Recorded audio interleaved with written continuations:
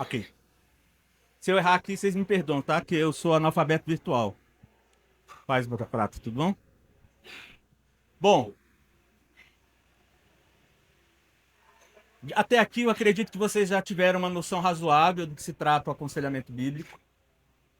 E é importante que se diga que nós não estamos partindo de um fundamentalismo, digamos, grosseiro, né? É importante que vocês saibam que muitas das colocações que nós trazemos, elas estão, inclusive, no âmbito da própria psiquiatria. Amém? Muitas das conclusões que vocês nos vêm falando aqui, nós não simplesmente concluímos. Estamos aqui numa dinâmica verborrágica, sem que isso tenha, de fato, inclusive, não só uma base bíblica, mas uma base científica. Amém? Então, queria sugerir que vocês assistissem um vídeo quando puderem. Alguém tem aí Brasil Paralelo ou conhece alguém que tenha? Então, quando você puder, assista lá a Fantástica Fábrica de Sanidade. E você vai constatar o seguinte: eles não sabem o que estão fazendo. Eles vão dizer isso. Os psiquiatras não sabem o que estão fazendo. Os psicólogos não sabem o que estão fazendo.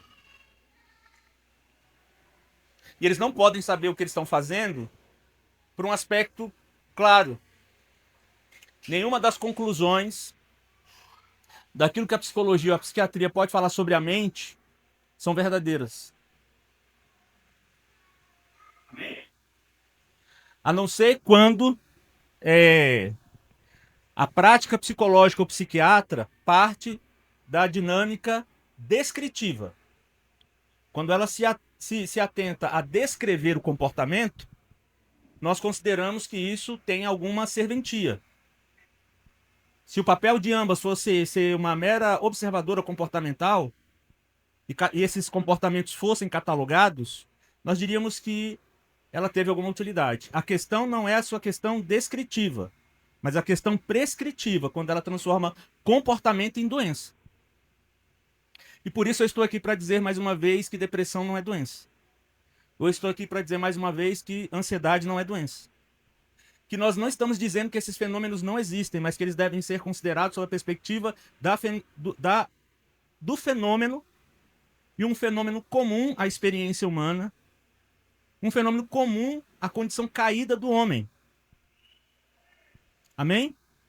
É normal não, é comum que o homem, em determinado momento, em determinado contexto, em função de sua natureza pecaminosa, se depare com o fenômeno da depressão, da ansiedade. Abram suas Bíblias em Gênesis 3.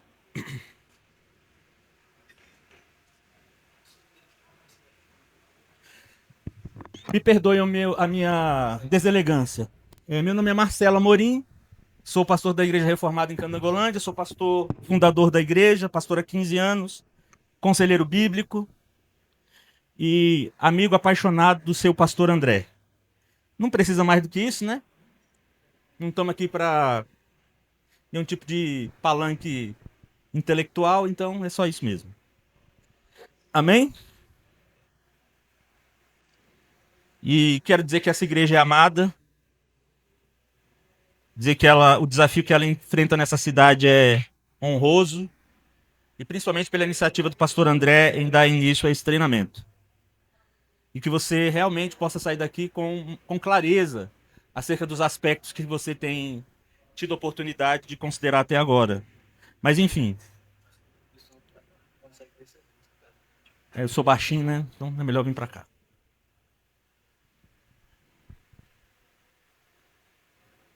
Bom, alguém achou Gênesis 1 aí? Gênesis 3, perdão. Gênesis 3, 8. Amém? Quando ouviram a voz do Senhor Deus, que andava no jardim, pela viração do dia, esconderam-se da presença do Senhor Deus, o homem e a sua mulher, por entre as árvores do jardim. E chamou o Senhor Deus ao homem e lhe perguntou: onde estás? Será que Deus não sabia? Essa pergunta não é uma dúvida de Deus. É um confronto ao coração de Adão. Onde é que está seu coração, Adão? Onde sua consciência realmente está agora? Onde estão seus desejos, suas vontades? Amém? Onde está seu senso de realização? Porque seu coração está distante. Porque suas intenções não são mais as mesmas. E disse ao Senhor, e disse o Senhor Deus, perdão, e perguntou-lhe, perdão, gente, eu estou com uma dificuldade no óculos aqui. Não, pode deixar que eu leio. Tenho que me acostumar. Ele respondeu, ouvi a voz no jardim, e porque estava nu, tive medo e me escondi. Então nós temos aqui, nós podemos dizer que a Bíblia aponta não para um fenômeno simbólico, não para uma literatura que possa ser enviesada com algum tipo de analogia. Não, nós temos exatamente o momento onde todos os aspectos humanos caem em derrocada. É a partir daqui que o ser humano vai conhecer angústia, vergonha. O ser humano não conhecia nenhum desses sentimentos. E ele se dá em função de uma desconfiança da soberania, da sabedoria e da bondade de Deus. Esse ser, o homem, ele tinha recebido não só a condição perfeita, mas o mundo perfeito. Ele é um reflexo do Criador, e isso não foi o suficiente. Então, e o que leva o ser humano a esse lugar? A esse lugar onde a grandeza dessas coisas não significam nada, ao ponto de que na primeira oportunidade ele trai ao próprio Deus. O descontentamento. E eu posso dizer para vocês que é justamente o descontentamento que vai levar as pessoas às suas crises de ansiedade e às crises de depressão. Então, quando nós colocamos essas coisas, algumas pessoas querem taxar os praticantes de aconselhamento bíblico de frios, de insensíveis. Não, nós estamos sendo realistas. Amém? Essa é a realidade que nos traz uma leitura clara acerca do objetivo com o qual esses aspectos estão escritos, eles estão trazendo uma descrição do fenômeno. De um fenômeno que passa desapercebido pela leitura da maioria dos cristãos. Poucas vezes, talvez, a gente tenha se perguntado, né, por que essas coisas se manifestam na minha vida ou na vida das pessoas? E sabe o que é mais impressionante? Cristãos que nunca leram a Bíblia toda, ou que leem a Bíblia de maneira, talvez, desconectada das devidas perguntas. Entendam, não estou querendo ser grosseiro com ninguém, amém? Mas a gente precisa ser franco. Eu particularmente, demorei um tempo para entender que a minha leitura era pífia. Que a minha leitura era desatenta. Que eu não estava lendo e fazendo as devidas perguntas. Mas não há nada no comportamento humano que a Bíblia não trate em algum nível. Talvez não usando a linguagem que nós usualmente gostaríamos, porque nós vamos para a Bíblia já com uma lente, com uma cosmovisão psicologizada. E a gente acha que a Bíblia tem a obrigação, então, de trazer essa mesma linguagem. Então a gente tem que tomar cuidado com o letrismo. O que é o letrismo? É quando eu acredito que um termo só será tratado na Bíblia ou em algum outro texto se a palavra estiver lá. E a gente até entende o termo ansiedade na Bíblia, mas o termo depressão não vai estar lá, não é? Mas a Bíblia fala sobre sofrimento? Depressão é sofrimento? Então a Bíblia fala sobre depressão. A questão é, nós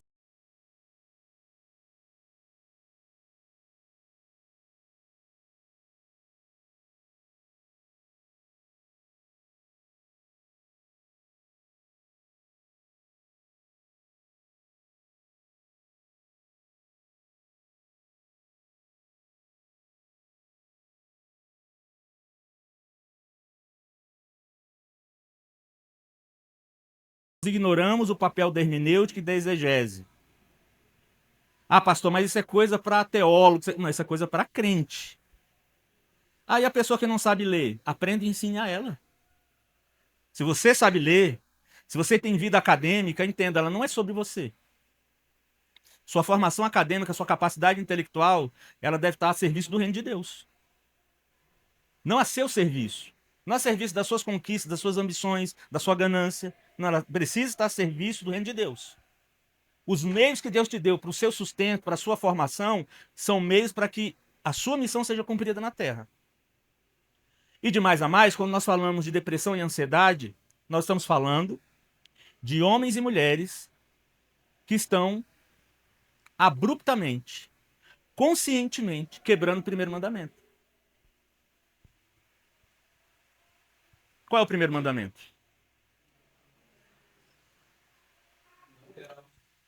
Tá devagar, hein? Engasgou aí, hein? Deu uma engasgada feia aí, hein? Então vamos lá. Nós estamos muitas vezes distante do real propósito da nossa existência. Nós achamos que a nossa vida é sobre nós. Nós achamos que a vida é sobre autorrealização. E por isso a depressão e a ansiedade está tão frequentemente batendo na nossa porta. Nós não nascemos para a autorrealização. Qual é o primeiro mandamento? E o que é que isso tem a ver com autorrealização? Nós estamos lendo a Bíblia levando ela a sério mesmo? Ou a gente lê isso e acha bonito? Aí a gente acha que isso é sobre chorar no culto. A gente acha que Deus é o primeiro quando a gente chora no culto, quando a gente fica emocionado. Não, esse é o aio da existência. Então entenda, na medida em que o homem quebrar isso, ele vai se perder emocionalmente. Ele vai, de fato, ele vai descobrir da pior maneira que ele não tem controle sobre nada. E por isso o sentimento de frustração, e por isso a sensação de insegurança e a falta de sentido, que é a plataforma para a depressão. Mas tudo começa nesse exato momento onde, então entendam, nós devemos entender Gênesis como simbólico, como metafórico, como analógico. Não, é literal.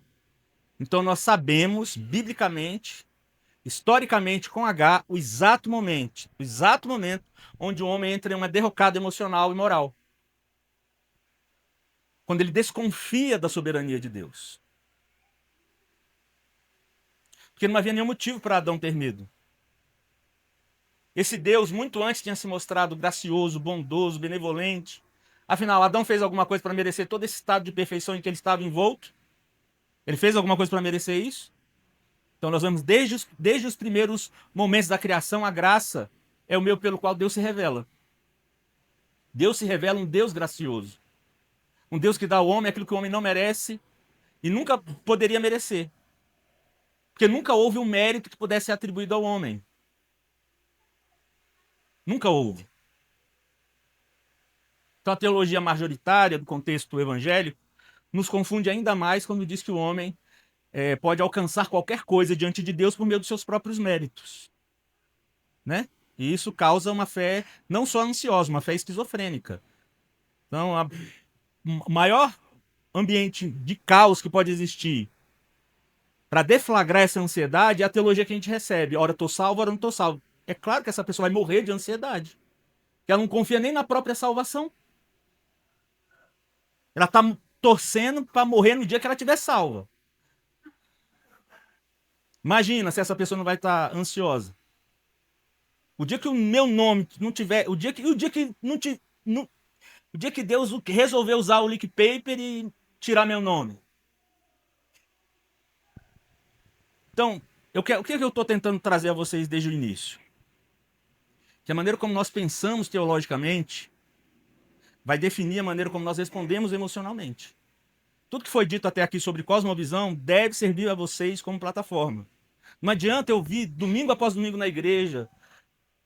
Aqui, tem alguém aqui crente há mais de 20 anos? Bom, se você é crente há mais de 20 anos e essas coisas ainda não são claras para você, você vai ter que começar de novo. O que não quer dizer que, em dado momento, em determinada circunstância, eu ou qualquer pessoa que tenha uma vida piedosa, com constância, com qualidade, não esteja sujeito ao fenômeno. Mas a recorrência vai ser menor. A recorrência vai ser menor. Por quê? Porque entenda, o texto bíblico, ele quer treinar a nossa mente a pensar de uma determinada forma. Baseada no quê? De que você deve viver uma vida para a glória de Deus e não para se autorrealizar. Tudo que concerne a autorrealização é satanismo. Tudo aquilo que alimenta o ego humano pertence a Satanás. A luta do evangelho é uma luta contra nós mesmos. Amém? Nós não precisamos do diabo para fazer nenhuma medida de maldade. Pensa, é a pior coisa que um ser humano podia fazer. O diabo não precisa estar lá para esse efeito. O ser humano carrega isso naturalmente. E de uma maneira muito, muito específica, nós cristãos somos os únicos seres que recebeu paramentação espiritual para que esse mal não fosse potencializado. Mas não só o mal que nós podemos fazer, mas o mal que nós podemos nos deparar com ele em função dos nossos dilemas. Em função das nossas crises, das nossas dificuldades, das nossas limitações, porque afinal de contas nós, apesar de sermos coparticipantes da natureza divina, segundo o apóstolo Pedro, nós ainda não fomos glorificados. Amém? Mas enfim. Então, feita essa introdução, meu propósito hoje é trazer essa dinâmica onde, de fato, é claro que eu não vou conseguir abordar todos os dilemas da vida. Eu trouxe alguns que o pastor André propôs e nós vamos tratar eles. Mas vamos lá, vamos dar sequência. Bom, vocês viram com clareza nesses dias que o aconselhamento noutético é o termo no grego para noutetel, ou confrontar com a palavra de Deus com o propósito de mudar. Não é uma psicoterapia, então entenda. O aconselhamento bíblico não é uma terapia biblicizada. Não é isso que o aconselhamento bíblico é. Amém? Embora o termo terapia, o termo cura, tratar pessoas, seja um termo comum para nós, e não seria talvez um erro semântico usar o termo, mas pelo fato dele estar tão conectado ao ambiente freudiano, nós não temos a menor necessidade de utilizarmos ele. Amém? Até porque quando nós estamos falando de aconselhamento, nós não estamos falando de cura. Pelo menos não de uma cura física. Voltando ao pressuposto básico, quando falamos de sentimentos e emoções, nós não estamos falando de nada de ordem física. Vamos lá. Nós somos uma unidade psicossomática. Tudo bem? Todo mundo já entendeu isso. Se nós somos uma unidade psicossomática, nós somos formados de parte física e parte espiritual. Ok? Agora, quando você sente o cheiro do seu filho, e aquilo lhe traz um sentimento de gozo profundo, um pedaço de mim. Apesar de você sentir o cheiro, disso lhe provocar arrepios, lágrimas, ataque cardíaco, né? Por exemplo, hoje é meu aniversário, o primeiro telefonema que eu recebi foi da minha filha. Ah, maravilha. Hã? Não, o fato daquilo me trazer uma sensação física não significa que a origem daquela sensação seja física. Porque emoção não começa no corpo, embora ela possa trazer manifestações físicas. Amém? Então, a gente pode ter vários aspectos na vida. Por exemplo, sei lá, mas eu gosto desse exemplo entre marido e mulher. Eu não sinto a mesma coisa que eu sinto com a minha esposa, porque eu senti o cheiro das irmãs, é claro. Eu deveria ser preso se eu me comportasse dessa maneira. Não é isso? Não, mas a relação que eu tenho com o cheiro da minha esposa tem a ver com o vínculo espiritual que eu tenho com ela. Ela é minha esposa. Eu sou um com ela. Amém? Esse vínculo gera experiências de ordem imaterial. embora isso possa ter um desdobramento material. Amém? Então, primeira coisa que a gente precisa eliminar aqui: emoções podem trazer manifestações físicas, mas ela não é em si uma manifestação física. Amém? Por quê? Emoções, sentimentos, emoção, essa coisa rápida. Vamos aqui um exemplo claro: raiva e ódio. Raiva, sentimento. Como é que eu distingo as duas? A raiva é rápida, explosiva. O ódio não. O ódio você maquina. Você guarda, você planeja, você trama. Deu para entender? Paixão e amor. Paixão evapora, passa rápido. Não é isso? Amor não. Amor você cultiva, você nutre. Não é isso? Mas nenhuma dessas manifestações são de ordem física. Elas podem ter manifestações físicas. Então tirem, se nós estamos falando desde que dia, pastor? Que começou o curso? Em março começou o curso. Finalzinho de março, vocês estão ouvindo o seguinte: que o homem é formado, que a questão do psicossomatismo define e caracteriza o ser humano por inteiro. Embora a psiquiatria e a psicologia se utilize desse termo, lá no meio isso perde o significado. Porque eles estão falando que o ser humano é parte física e parte não física. Agora pergunte a eles o que eles chamam de essência, de mente. Vamos lá, mente e cérebro é a mesma coisa? Hã? Pensamento é uma atividade do cérebro ou da alma? Hã? A gente pode entender que o pensamento se utiliza do cérebro para que questões resultantes que necessitam de uma ação física sejam processadas para o cérebro para alcançar nossos membros, a fala, a audição. Mas a voz que você ouve lá é a voz do seu cérebro ou é a voz da sua alma? Ninguém tem uma voz assim que você acredita que é você? Sua consciência? Sua consciência é sua alma. Amém? Isso não é cérebro. Então, estou dando aqui um caminho para que a gente entenda que esses aspectos que envolvem a nossa vida espiritual, elas deveriam responder de maneira muito mais simples e completa do que os pressupostos que a psiquiatria e a psicologia pode afirmar. Por que eles estão querendo dizer? Que o fato de eu liberar a ocitocina, que é o hormônio que faz com que eu e minha esposa e até entre mãe e filho, pai e filho, para que haja essa atração entre esses entes, porque a ocitocina é liberada, então isso é uma atividade meramente física. Não, existem aspectos físicos que vão colaborar nesse processo. Mas a intenção de me aproximar da minha filha ou da minha esposa, ela nunca vai ser meramente física. Apesar da liberação da ocitocina. Agora, beleza, a gente entende o fenômeno pela dinâmica física. A liberação de ocitocina faz com que homem e mulher se aproximem. Tá, então pergunta para o psiquiatra, então, como é que o amor, o desejo de dividir uma vida, o fazer planos, para nós cristãos, o propósito de levar uma vida diante de Deus, em que parte do cérebro isso acontece? Onde está o que ele está chamando de mente? Então, quais são as conclusões que eles vão fazer? Não. A mente existe e ela é física, a gente só não sabe onde está. Diante de Deus é o que eles vão argumentar. A gente sabe que existe, mas a gente não sabe o que é. Ah, não, é a mistura entre elementos químicos e elétricos no cérebro. De tal maneira que se você tem depressão, ansiedade, está faltando óleo na máquina. Então coloca óleo na máquina que a máquina vai funcionar melhor. Isso é verdade?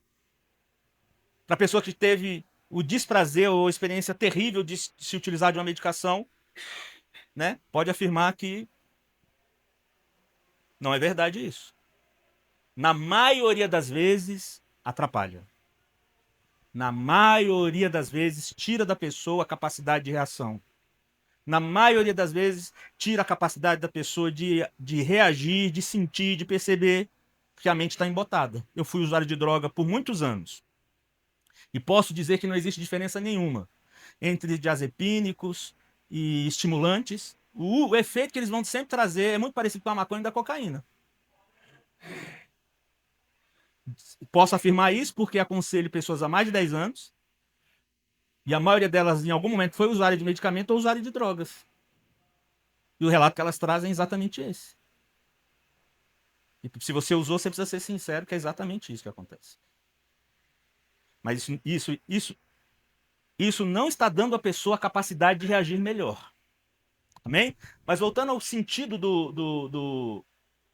do aconselhamento noutético, no sentido de que o propósito do aconselhamento é levar as pessoas não apenas a resolver seus problemas, mas levá-las a pensarem de acordo com Deus.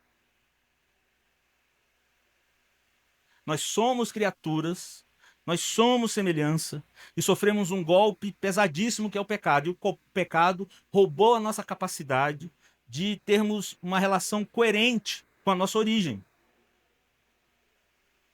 Então vamos perceber o quão incrível é o ser humano. E esse aspecto incrível do ser humano não pode estar reduzido a interpretá-lo como um motor que, faltando óleo, funciona pior. Amém? Isso não quer dizer que não existam questões físicas que possam envolver aspectos que simulam sintomas parecidos. Então, uma coisa primordial para quem está pensando em começar a trabalhar com aconselhamento bíblico, todas as vezes que você for começar um aconselhamento, procure saber o estado físico dessa pessoa. Todas as vezes. Primeira coisa, chegou, conversou, né? Fez aquele processo introdutório para começar o aconselhamento bíblico. Primeira coisa, você precisa saber como é que ela está fisicamente. É claro, tem casos que não. Por exemplo, você não vai tratar um casal, você não vai pedir para eles fazerem um exame, que é uma das questões que a gente vai tratar essa noite. Mas se é uma pessoa com um fenômeno de ansiedade ou um fenômeno de depressão, o exame físico é indispensável. Porque existem questões físicas que simulam os sintomas da depressão. E o mais comum é privação do sono. Muitas vezes, uma pessoa que tem um problema com sono, então a fadiga, a taquicardia, dores no corpo, todas essas questões estão diretamente relacionadas à privação do sono. Aí a gente precisa entender qual a causa dessa perca de sono. Agora vamos pensar aqui no que pode ser a causa do sono. Pode ser questões de algum dilema que a pessoa pode estar enfrentando, e isso esteja perturbando ela, mas ela está sendo perturbada não fisicamente, mas espiritualmente. Amém? Mas vamos pensar o comportamento dessa pessoa. Como essa pessoa se alimenta? Essa pessoa pratica atividade física? Essa pessoa tem uma boa mordomia do corpo? Não, a falta da mordomia com o corpo pode levar a gente a desenvolver determinados comportamentos, como a privação do sono, que simulam esses fenômenos. Vamos pensar que a pessoa que está o tempo inteiro enchendo o corpo de cafeína, com um celular o dia inteiro, sem se alimentar direito, né? Quem bebe café sabe o problema que o café pode ser se você extrapola a medida, como qualquer coisa na vida. O consumo excessivo de açúcar. Então a gente essa dinâmica, digamos assim, quase que gnóstica, né? A gente quer cuidar da alma, mas esquece que a gente precisa de um cuidado com o corpo. Amém? Homens com baixa testosterona.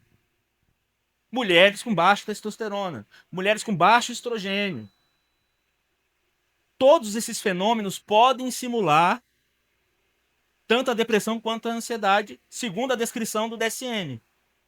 Lembrando que em 35 sintomas descritos no DSM, se você tiver 2, você já recebe um diagnóstico. E eles fazem a mesma coisa com autismo, por exemplo. E isso, com certeza, deve ser alvo da nossa crítica e da nossa oposição pela maneira como esse catálogo maldito tem sido usado. Mas a maioria das pessoas são vítimas desse tipo de tratamento. Primeiro, nenhuma questão física é considerada antes, como eu acabei de descrever. É claro, o conselheiro ele não tem condições de fazer essas avaliações porque ele não é médico. Mas vamos lá, a falta de vitamina D, a falta de vitamina B12, a falta de complexo B, a falta de ferro, a falta desses componentes pode trazer sim a manifestação de sintomas que simulam esses fenômenos. Mas a pessoa chega lá sem fazer nenhum exame. Você chega lá, eu estou com depressão. Amém. Então toma remédio para depressão.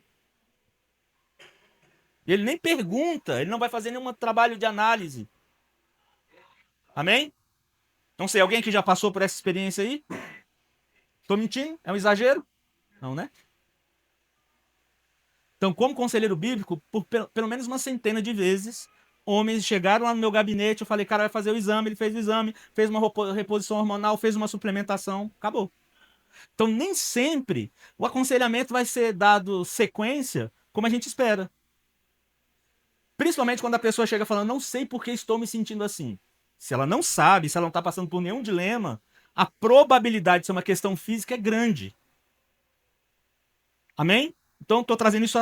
Agora vamos para a questão do aconselhamento noutético. Uma outra questão é: toda a escritura está destinada a dizer algo para nós. A maneira como você pensa, a maneira como você crê está errada. A maneira como você interpreta a vida está errada. Não se atreva a interpretar a vida como você quer. Não interprete a vida com seu par de óculos inútil, pecaminoso, infestado de engano. Não faça isso. A Bíblia está dizendo isso o tempo todo. A Bíblia diz, segundo o profeta Jeremias, no capítulo 17, que o nosso coração é enganoso. Sabe qual é a coisa mais comum, inclusive entre mulheres? Desculpa. Eu ouvi meu coração. E você se lascou. Então, se existe algo que você não deve ouvir, é o seu coração, porque o seu coração é mentiroso. Ele é o seu pior inimigo. A não ser que ele esteja totalmente entregue a Cristo. E como nós sabemos que nós somos inconstantes, nós não devemos confiar no nosso coração. Nós devemos confiar no padrão estabelecido por Deus para a forma como a nossa mente deveria funcionar. Qual o primeiro mandamento? Então, quantas vezes antes de tomar uma decisão a gente... Peraí, o quanto isso aqui é coerente com esse mandamento? Quanto tomar essa decisão, entrar nesse relacionamento, entrar nessa situação, pode realmente agradar a Deus? Qual o princípio da sabedoria? O temor a Deus. O quanto nós consideramos o que Deus pensa sobre as coisas. Então, principalmente sobre casamento, né? Quantas vezes a gente tem que tratar em casamento o fruto de uma decisão mal tomada? Quantas vezes a gente tem que tratar relacionamentos fruto de uma decisão precipitada? Por quê? Porque a pessoa estava respondendo, na verdade, a um sentimento pecaminoso, idólatra, onde ela queria se ver realizada. Mas Deus nem passa pelo senso de avaliação dela. Então ela vai se deparar com as consequências disso. Mas não precisa ser necessariamente sobre relacionamento. Mas principalmente pelo fato da gente acreditar que a gente tem que se submeter ao que a gente sente. Então a gente vive numa sociedade que diz o seguinte: você é o que você sente. Fica aí em pé, Thiago. Imagina o Thiago chegar aqui na frente e falar assim: eu me sinto uma loira de 1,80 m. Hã? Não, pode sentar. Hã? Mas é assim que as pessoas têm tratado a vida. Então me sinto assim. Não, não importa o que você sente. Não importa o que você sente. Você deve questionar o que você está sentindo. Você deve se perguntar. O que é dito por Davi? Ó minha alma, por que tu estás tão cansada e abatida? Nós não nos fazemos determinadas perguntas. A gente simplesmente sente e acha que nós somos definidos pelo que sentimos. Não, você não é definido pelo que você sente. Muitas vezes o que você sente é fruto desse engano. Do engano do seu coração. Quer ver uma coisa importante aqui? Com esse discurso zen, qual tem sido a conclusão das pessoas? Elas não podem ter nenhum incômodo. Por exemplo, eu estava atravessando a rua, né? Eu estou dando um exemplo. E na hora de atravessar a rua, eu me senti inseguro, porque o trânsito estava muito movimentado. Então, entenda, é natural que você se sinta assim num trânsito movimentado. Afinal de contas, um carro de sei lá quantas toneladas está vindo em sua direção. Mas as pessoas chegaram ao cúmulo de que se elas sentiram um desconforto, como uma experiência comum para o nosso contexto tecnológico, social, de que ela... A grande verdade é que nós estamos constantemente sendo sugestionados a estarmos doentes, por termos experiências comuns do cotidiano. Pastor, mas tem pessoas que ultrapassam essa medida, concordo. Mas eu estou falando desse senso mais básico que nos foi dado para reagirmos diante da vida. Como é que uma mãe vai defender um filho do trânsito, por exemplo, se ela não tivesse esse desconforto em ver um carro vindo em direção ao filho? Vamos pensar, você está indo levar o filho à escola, tem que passar na faixa de pedestre, você está vindo o carro vindo em sua direção, com a tendência, ali te dá um friozinho na barriga, você pega e acelera e corre com o seu menino. Mas esse sentimento tem sido o suficiente para as pessoas acreditarem que elas estão doentes. Então há uma glamorização, uma exponenciação do fenômeno. Porque tem sido vendido a ideia, entenda, essa ideia, ela nasce com Emil Kraepelin, que na verdade ele é o pai da medicalização das emoções, e foi no nazismo onde isso mais teve seu desenvolvimento. Animado pela filosofia nietzschiana, Friedrich Nietzsche, o célebre criador da frase Deus está morto, ele dizia o seguinte, que o maior entrave dos seres humanos é o que ele sente. Então, a partir do momento que isso é eliminado, então a gente tem um super-homem. Hitler compra essa ideia. Então, se você for estudar a Segunda Guerra, você vai descobrir que o Exército Vermelho avançava com tanta ferocidade pela quantidade de drogas. E muitas dessas drogas estão na farmácia hoje. Não sei se vocês sabem, mas cocaína antes você comprava na farmácia.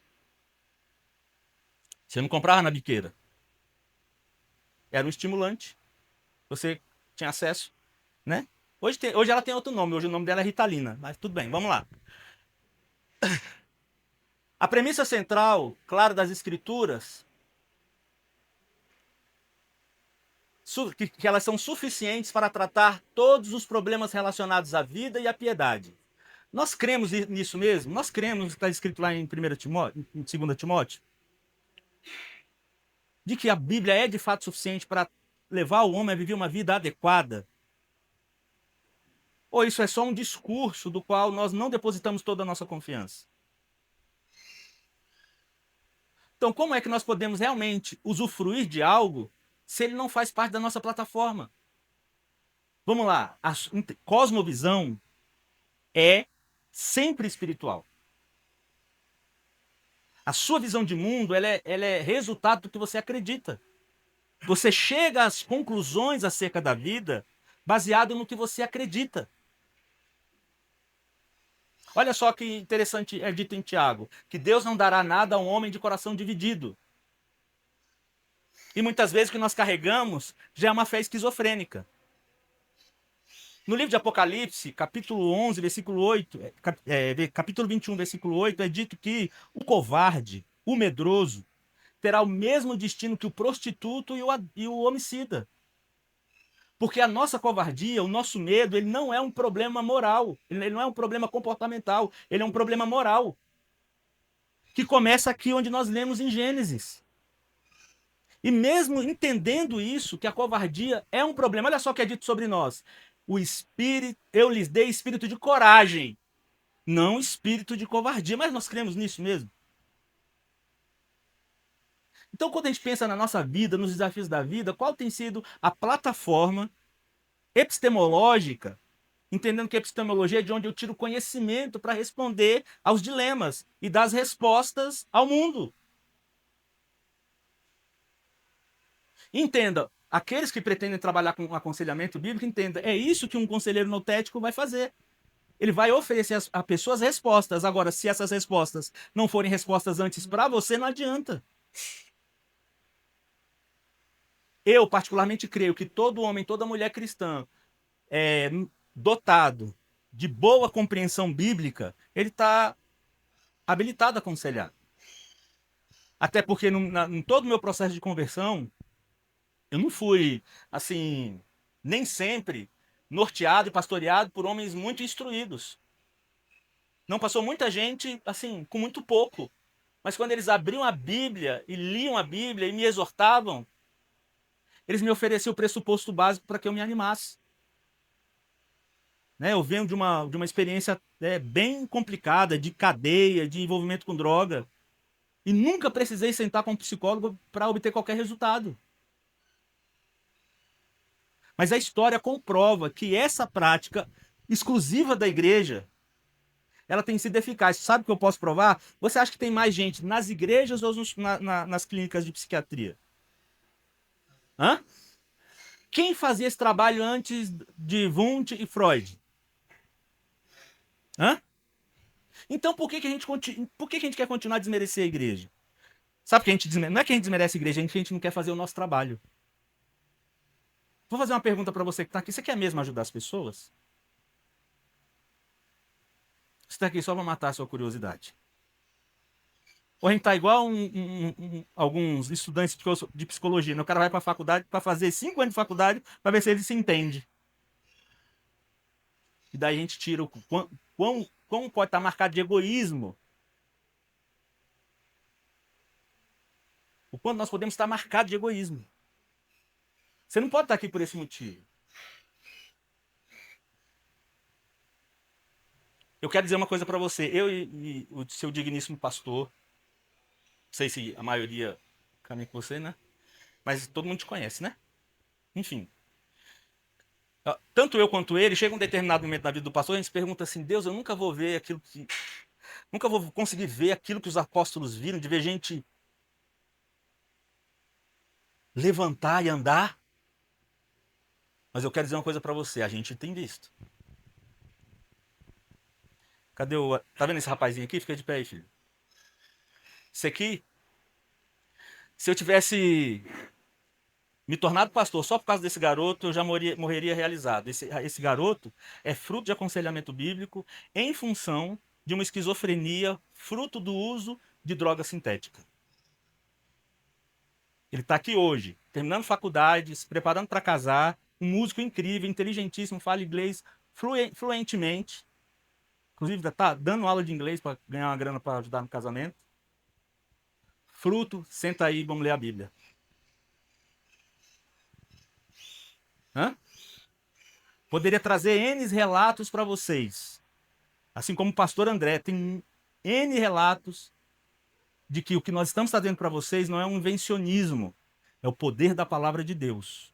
E ele está baseado no quê? Você tem o papel de confrontar as falsas crenças, como eu disse a princípio. Tudo que eu trouxe até agora é para que a gente chegasse a uma conclusão. Quantas coisas erradas nós cremos, nós compramos o discurso cultural. Entenda, um psicólogo é médico? Então por que ele está de jaleco branco e é chamado de doutor, pelo amor de Deus? O que faz o psicólogo? Filosofia. Filosofia, não há nada de científico no que ele faz.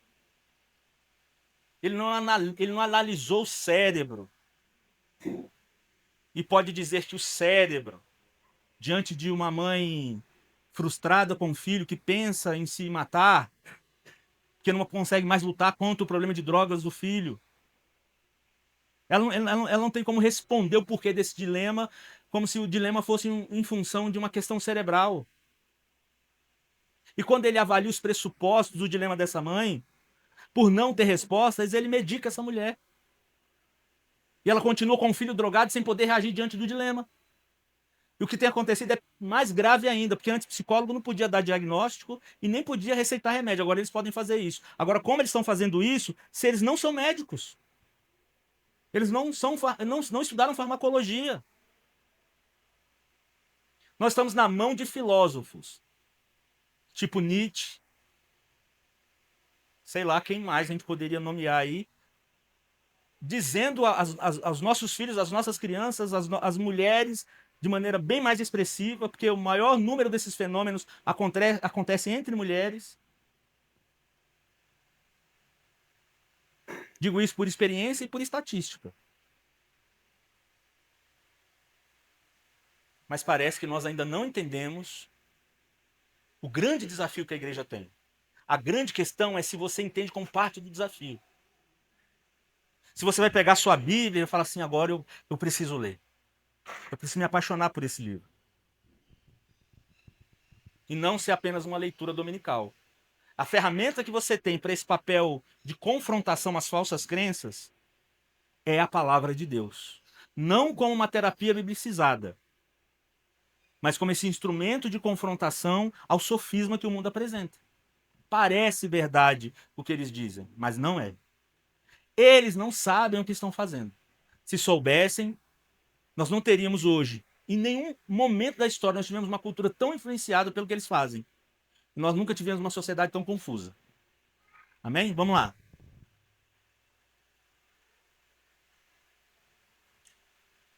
Eu tô aqui esperando passar, ó.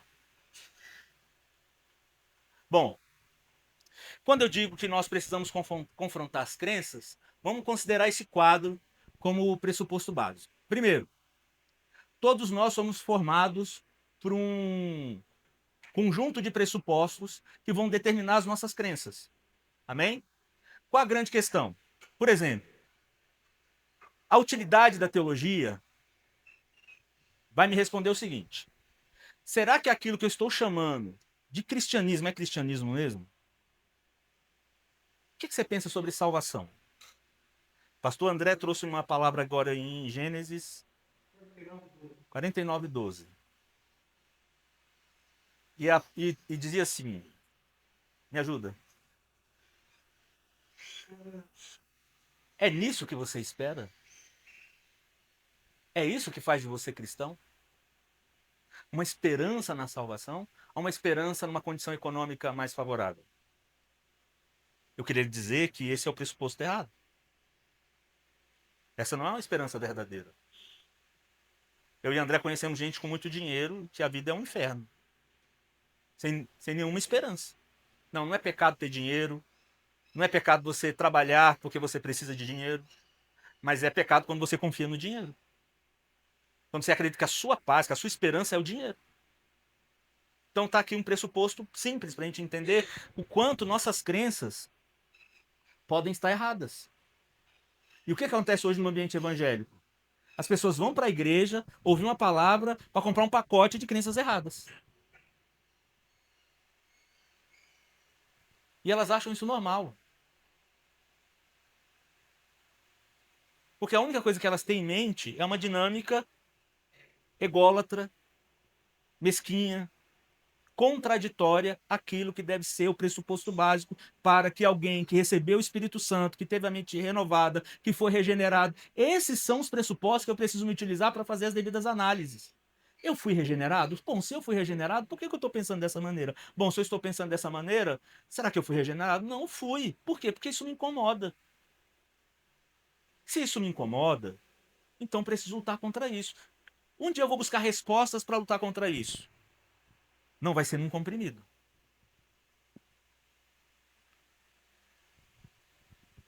Não será uma resposta tentando valorizar ainda mais o ser humano insuportável que você é. Você quer destruir uma criança? Tenta elevar a estima dela. Você vai transformar ela num monstro. Diga a ela que ela é uma pecadora. Diga a ela que ela precisa ser dependente de Deus. Diga a ela que ela tem que se humilhar diante de Deus, não que ela tem que ser elevada, suprema, maravilhosa. Nós somos os principais responsáveis, criadores de monstros na sociedade, quando compramos o discurso famélico, desgraçado da autoestima. E agora temos crianças medicadas porque elas não conseguem corresponder às nossas expectativas. A febre de autismo que nós temos aí é o argumento que a maioria dos pais usam ultimamente para tentar justificar sua incompetência como pais. Porque o filho não pode ter uma dificuldade de socialização que ele é doente. E é assim em relação ao TDAH, em relação à hiperatividade e outros falsos diagnósticos. Então, entenda, esses diagnósticos são construtos, são termos criados com o objetivo de iludir a massa, porque eles não conseguem encontrar uma resposta que possa ser tratada de maneira medicamentosa. Porque nenhum desses remédios são objetivamente para o fim que eles estão dizendo. Sabe por quê? Porque não existe, meus irmãos, remédio para angústia. Eu perdi minha mãe fez um mês agora. Eu estou comemorando o primeiro aniversário sem ela. Não tem um remédio para isso. Sabe qual foi o remédio que eu tive para isso? Só ter ouvido a palavra que esse senhor de barba branca disse ali, eu sentar, ajoelhar aqui e chorar. Senhor, amém, minha mãe está salva. E obrigado. Porque a minha alegria, a minha esperança é a salvação. Mas é isso que alegra o crente? Nós lembramos, por que você se tornou cristão? Para ficar rico?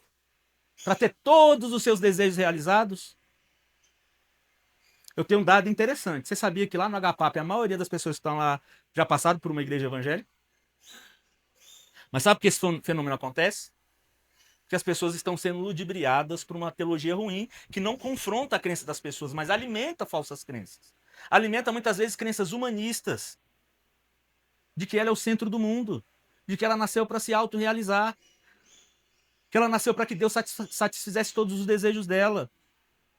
Ou como eu ouvi agora no Corpus Christi, aquele filho de Satanás do Edir Macedo, dizendo que você pode colocar Deus contra a parede quando você oferta. Com um estádio cheio de pessoas. Mas não precisa ser apenas algo dentro do contexto religioso, onde nós compramos mentiras. A mentira que a sociedade tem vendido, por exemplo, como eu disse a princípio, que você é fruto do que você sente. Por exemplo, nada mais egoísta do que o luto. Ou pelo menos parte dele está fundamentada em egoísmo. Ninguém está sofrendo porque a pessoa morreu, você está sofrendo porque você está sentindo falta. Porque não está sob o seu controle. Porque não pode nutrir mais seu ímpeto idólatra. Porque não está mais aqui diante de você. É duro falar isso, não é? Não, mas é a verdade. Eu estou dizendo isso porque eu estou passando. Eu sei que muitas vezes é isso que eu procuro compreender. Não, minha mãe está salva. Por que eu estou chorando? Eu estou chorando por causa de mim, não por causa dela. Ela goza daquilo que eu espero. Mas é isso que nutre a nossa esperança. Então entenda, meu irmão, quando a gente está falando de aconselhamento bíblico, é de estabelecer essa plataforma na vida. Ninguém que não pode estabelecer essa plataforma na vida estará livre dos fenômenos que estão catalogados no DSM. Ou nós renovamos de fato o nosso arsenal de crenças e submetemos ele à palavra, ou nós estaremos em maus lençóis. Então vamos lá. Quando essa crença é segundo Deus, eu respondo de uma maneira. Quando ela é segundo o homem, eu respondo de uma outra maneira. Então entenda. O que vai determinar seus desejos? Suas crenças. Acabei de explicar. Um crente piedoso, ele não deve desejar o que o mundo deseja. Vamos lá. Em que capítulo da Bíblia está escrito que o mundo vai se tornar um lugar melhor? Surpreendentemente, não é Jesus que ensina isso. Sabe quem ensina isso? Karl Marx. Que o mundo, pela educação e pelo trabalho, vai se tornar um lugar melhor. Mas a gente quer viver, a gente quer vir para a igreja para o mundo ser melhor. Não, eu não quero que o mundo piore, pelo amor de Deus. E o que eu puder fazer para melhorar, eu vou fazer. Mas a minha fé não está fundamentada nisso. A minha fé está fundamentada em novo céu e nova terra. É nisso que a minha esperança está fundamentada. Então eu estou aqui, venho para a igreja. É claro, eu oro para que a guerra acabe. Eu oro para que aquelas crianças não morram. Eu oro para que os muçulmanos se convertam. Amém? Mas isso não é sinônimo de que o mundo vai se tornar, de uma hora para outra, vai sofrer um lapso e o mundo caído vai virar paraíso. A Bíblia não diz isso. Mas a gente acredita que é exatamente isso que nós deveríamos fazer como cristãos. Nos tornarmos um tipo de uma grande ONG, né? Entenda, eu e esse gordinho aí, com todo respeito, a gente está muito frequentemente servindo, ajudando, tentando fazer com que a vida das pessoas caminhe em algum sentido de alguma melhora. Mas nós não temos a esperança que a vida delas vai melhorar sem o Evangelho. Nós estamos em casa de recuperação agora, a gente está trabalhando com uma estratégia de ir para o setor comercial sul, ficar lá, fazendo amizade com os moradores de rua. Já tem uma lista lá de uns 30. Quando chegar em julho, a gente vai levar eles para um retiro espiritual. Vão ficar lá 3 dias. No fim, no último dia, quem quiser ir para casa de recuperação, a gente leva para casa de recuperação. Quem não quiser, a gente volta, deixa lá na rua, ele toma a decisão que ele quiser. Na expectativa de que eles... Mas o que está sendo apresentado para eles? Vão passar 3 dias ouvindo o evangelho.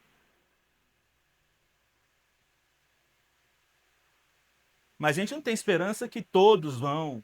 Que vai ser uma grande revolução, que você vai limpar o setor comercial sul, e esses caras vão virar empresário. Não, não é isso não. Não é isso. O papel social da igreja não é promover uma grande revolução social, é pregar o evangelho. Se aprover a Deus mudar as coisas a partir disso, cabe a ele. Amém? Mas não, esse não é o fundamento da igreja. Não cobre da igreja o que ela não foi chamada para fazer. A igreja foi chamada para cuidar das almas. Ela é a única instituição que tem autoridade para cuidar das almas. Amém? Então, crenças, desejos, emoções. Em função da resposta, atendida ou não, você vai responder positivamente ou negativamente, não é não? Se as coisas são favoráveis ao nosso ímpeto egoísta, amém. Mas se Deus falar assim, André, agora você é o Jó da vez. Agora a sua derrota vai ser promovida para a minha glória. Deus pode fazer isso? Por que Deus pode fazer isso com Jó e não pode fazer com você? Por que Jesus pode sofrer angústia até a morte e você não? Ah, porque ele era Jesus. Não, mas ele veio para dar um exemplo. Ele não veio só para isso. Mas ele veio para provar que a vida que Deus tem para nós e a missão que tem para nós será vivida e nós seremos felizes em cumprir nossa missão.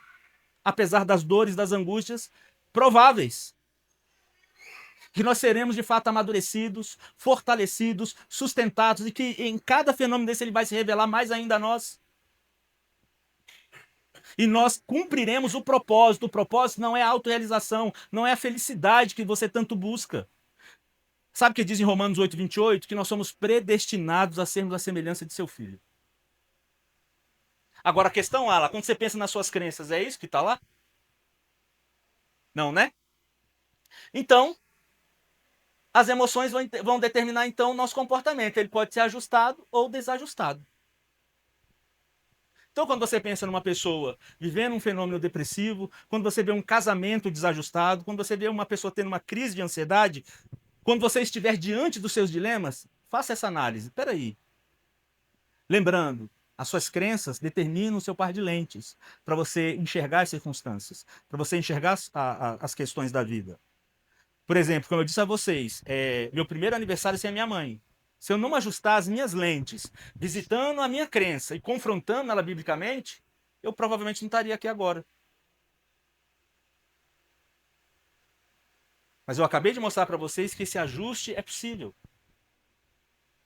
Que eu não preciso estar deprimido porque minha mãe morreu. Quem aqui ainda tem a mãe viva? Deixa eu dizer uma coisa, sua mãe vai morrer. Vai, ué. Claro que vai. Ué, vai? E você também vai morrer. Amém? Mas você vê como é que a gente... Você vai morrer. Todos nós vamos. A não ser que Jesus volte amanhã. A não ser, daqui para lá tem tanta coisa para acontecer, não é mesmo? Mas você viu como a gente se recusa a pensar no óbvio. E vou falar para vocês, filhos, é justo que esse peso seja nosso. É muito mais dolorido para as mães irem que nós irmos antes. Mas o que eu estou mostrando aqui para você? Que a maneira de pensar bíblica, coerente com a escritura, muda completamente a maneira como eu vejo o dilema. Vamos descansar um pouquinho? Bom, meus irmãos, minhas irmãs, nós vamos agora então abordar os temas de maneira mais específica, tá bom? Lembrando, a ideia que você tem sobre esses fenômenos precisa ser confrontada. Amém?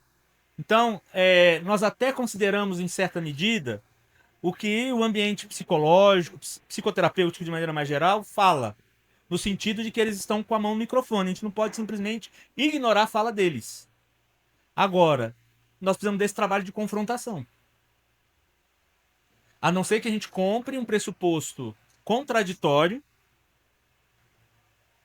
Deixa eu trazer um princípio para vocês. Todas as vezes que eu começo a fazer uma análise de qualquer coisa na vida, eu tenho que me fazer uma pergunta: qual é a fonte epistemológica disso? Ou seja, qual é a fonte desse conhecimento? Qual a origem desse conhecimento? Porque conhecendo a fonte, eu vou poder dizer se é confiável ou não. Amém? Então, como eu dei alguns exemplos aqui, entenda. A gente não tem nenhum propósito de ofender pessoas. Agora, o que tanto a psiquiatria quanto a psicologia tem feito na atualidade, embora, por exemplo, eu tenho lido um pouco sobre psiquiatria integrativa. O que é a psiquiatria integrativa?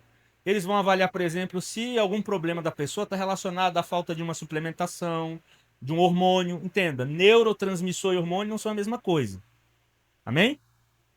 E de fato, por exemplo, uma mulher que perdeu uma criança ou que acabou de ter um neném, em função da gestação interrompida ou em função do nascimento do neném, ela vai ter uma baixa hormonal. E isso vai trazer um impacto comportamental por conta da baixa hormonal. Então o que a gente faz? A gente trata o hormônio. Mas essa disfunção hormonal, ela não vai trazer um problema espiritual. Ela vai trazer um cansaço, ela vai trazer, às vezes, uma falta de equilíbrio físico, no sentido de locomoção, um incômodo, um desconforto. E muitas vezes essas coisas estão sendo confundidas com depressão, com ansiedade e com outras coisas. Amém? Sempre tenham em mente, em qualquer análise, quantos aqui pretendem realmente ser conselheiros bíblicos? Olha lá, hein? Será, André? Queira Deus, né? A gente precisa de ajuda. Amém?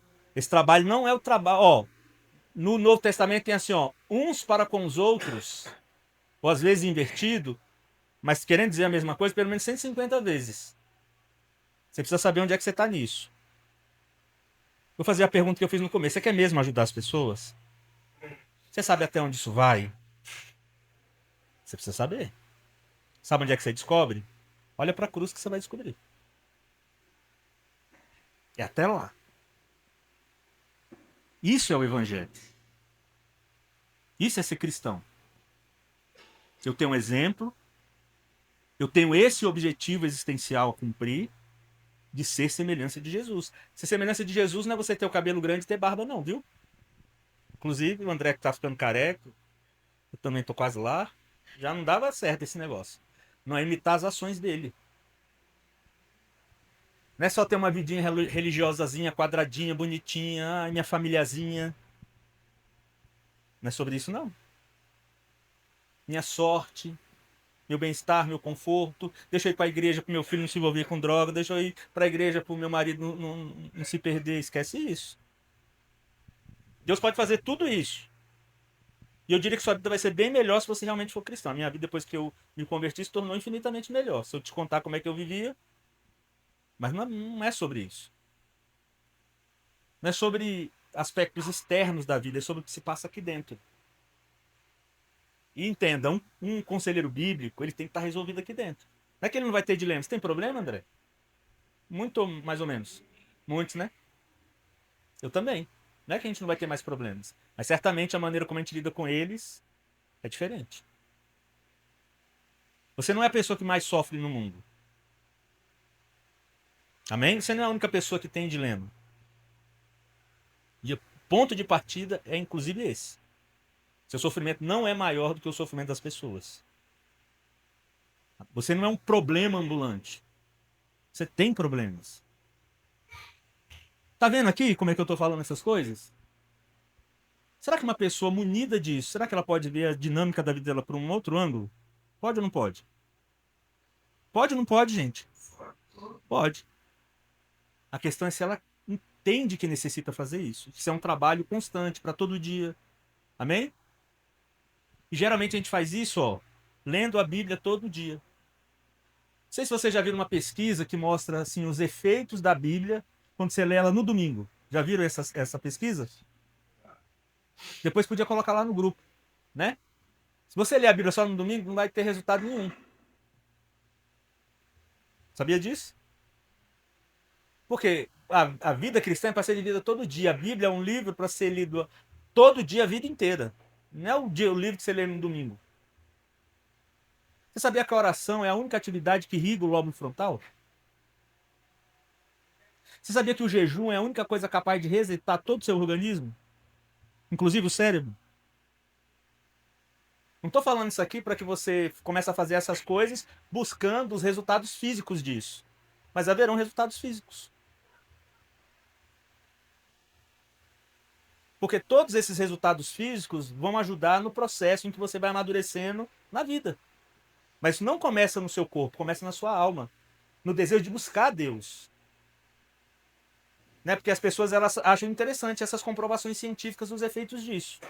Mas elas param aí. Elas começam a buscar para ter, tipo assim, um remédio. Não uma experiência com Deus. Não uma vida com Deus. Mas todas essas coisas vão ter um impacto sobre a nossa vida. Então, quando a gente fala, sobretudo, sobre ansiedade e depressão, guardem isso. Não, repitam comigo.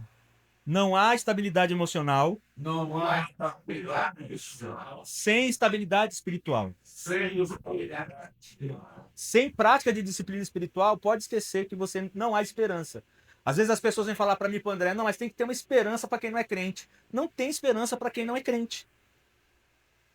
Não tem esperança. Tem esse subterfúgio, esse placebo chamado psiquiatria. E é só o que ela vai fazer. Um paliativo dos piores. Mas ela não está tratando o problema. Amém? Enfim, então vamos tratar aqui da questão da ansiedade. Como nós vimos em Gênesis, nós sabemos exatamente o momento e como isso começou. Amém? Mas geralmente ela é entendida como um rótulo. Eles usam o termo transtorno para tentar diminuir o peso, mas na verdade eles tratam como doença. Amém?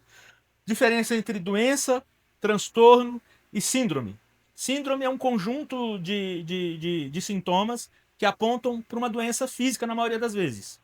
E eles querem atribuir ao contexto de questões psiquiátricas ou psicológicas, e que é, digamos assim, inadmissível pela etiologia. O transtorno, vamos dar um exemplo prático aqui. Por exemplo, eu e o André discutimos. Aí eu saio daqui, vou para casa transtornado, chateado. Caramba, André, aquele gordo, chato, velho. Tô transtornado, tô. Aí isso me deixou doente. Amém? Isso é um transtorno. Quando o ambiente, quando a sua reação extrapola a normalidade. Porque você tem uma dificuldade de responder. Mas não é algo de ordem física. Amém? E doença, vamos lá, doença é uma questão endógena ou exógena, quando um órgão interno ou externo sofre. E nada do que a gente falou aqui, nada do que a gente pode falar sobre ansiedade tem a ver com um órgão. Porque a ansiedade não começa no cérebro, como nós já bem sabemos. Amém? Vocês não acham impressionante que o único livro que vai tratar da ansiedade é a Bíblia, na literatura antiga?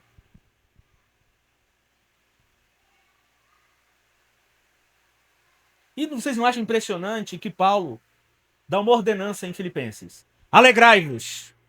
Por que ele está falando desse tom? Isso é no imperativo, ele está dando uma ordem. Por que ele está dando uma ordem? Como é composto o fruto do Espírito? Pela alegria. Ou seja, por que você não está usando o que você já recebeu? Por que você não está exercitando isso? Ah, pastor, por que eu vou me alegrar? Seu pulmão não está funcionando, seu coração não está batendo, você não está vivo? Era melhor que eu não estivesse. Ingrato. É assim que funciona. É assim que funciona. O que eu quero dizer com isso? Que, biblicamente, nós temos mais do que argumentos para combater a ideia de que a ansiedade é uma doença. Ela é, na verdade, na maioria das vezes, insatisfação crônica e uma desobediência clara ao primeiro mandamento. Baseada no quê? Na minha desconfiança da soberania de Deus. Então, o que se trata de fato a ansiedade? Uma ideia adâmica de controle absoluto. Então, quando é dito a Adão, se você comer do fruto do conhecimento do bem e do mal, você será como Deus, o que isso pressupõe? Que ele teria total controle. E qual é a frustração de Adão? Descobrir que isso não aconteceu. Que o Deus soberano a quem ele desafiara e desrespeitara ele continuou Deus, mas ele não se tornou Deus.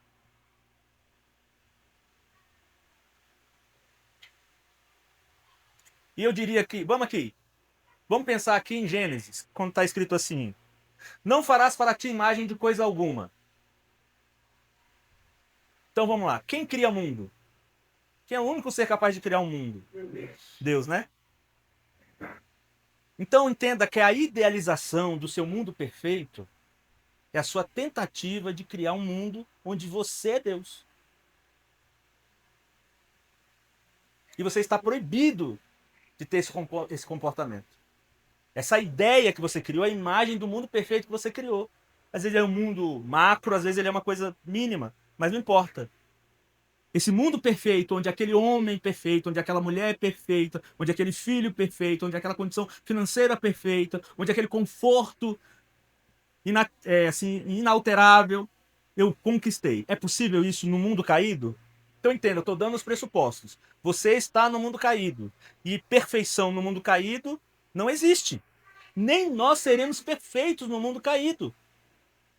Haverá um mundo onde não haverá mais os efeitos da queda, mas nesse mundo nós lidaremos até o dia que Jesus voltar com os efeitos de um mundo caído e de um homem que, apesar de regenerado, ainda labuta contra o pecado.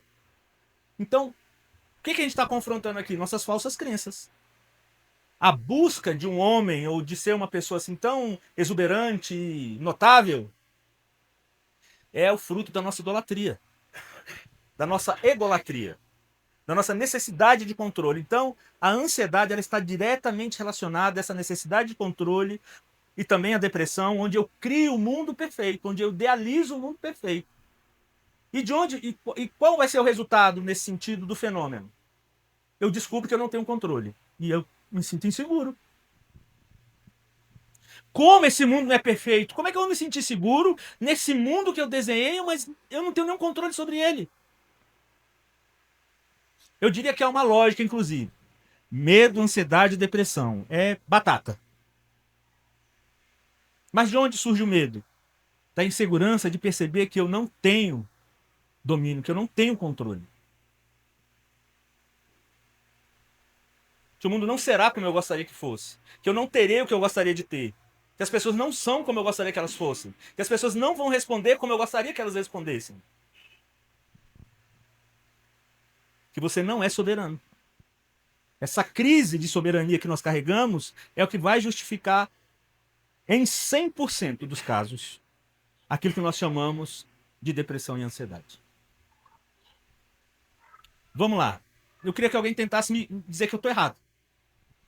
Se em determinado momento você não desejou o mundo perfeito, a condição perfeita, o relacionamento perfeito, o filho perfeito, o salário perfeito, o emprego perfeito, e você descobriu que isso não seria possível. E não será possível mesmo. Agora, quando você tem a seguinte plataforma, há um Deus soberano, que controla todas as coisas, onde todas, em função da sua sabedoria, bondade e soberania, que se mostram plenamente confiáveis na minha vida porque eu ainda estou vivo, e respondendo ao seu propósito, eu estarei cumprindo o motivo pelo qual fui criado, e não essa tentativa infantil de criar um mundo perfeito para mim, onde eu possa ser o que Adão não conseguiu ser, você será curado da ansiedade. Amém? E nós temos ali uma ordenança de Jesus: não estejais ansiosos.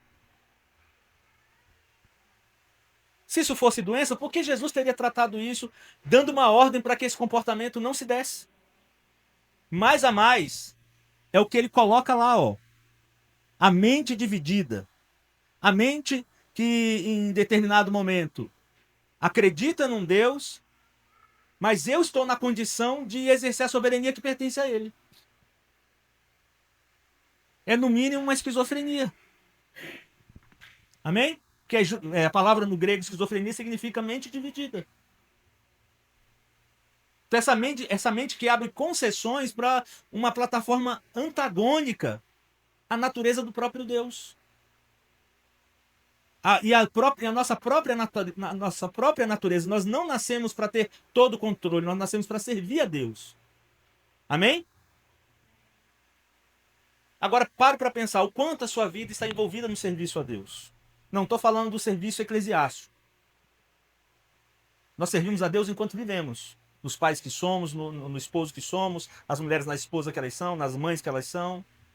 Você encara isso como um propósito? Ou você comprou o discurso feminista que o seu propósito é ter sucesso? Como uma mulher, na atualidade, vai ser afetada por esse contexto se ela está acreditando ser uma coisa que ela não foi destinada a ser? Não, mas a gente compra o discurso humanista, a gente compra o discurso ideológico e não quer corresponder, não quer lidar com as consequências. Assim como o homem acreditando... Olha, tem um livro da Nancy Pearce que ela diz o seguinte, bem interessante que ela diz, que o homem jamais deveria buscar ser o homem ideal. O discurso do homem ideal é um discurso machista. E o que é o homem ideal? Um homem tipo Rambo. Né? Um troglodita. Não, nós somos chamados para ser o homem bom. Quem é o homem bom? Quem? Jesus é o homem bom. Se nós somos predestinados a sermos a semelhança de seu filho, a única coisa que define masculinidade bíblica é a semelhança de Jesus. Então, essa identidade masculina me define como cristão. E não o que o mundo está dizendo.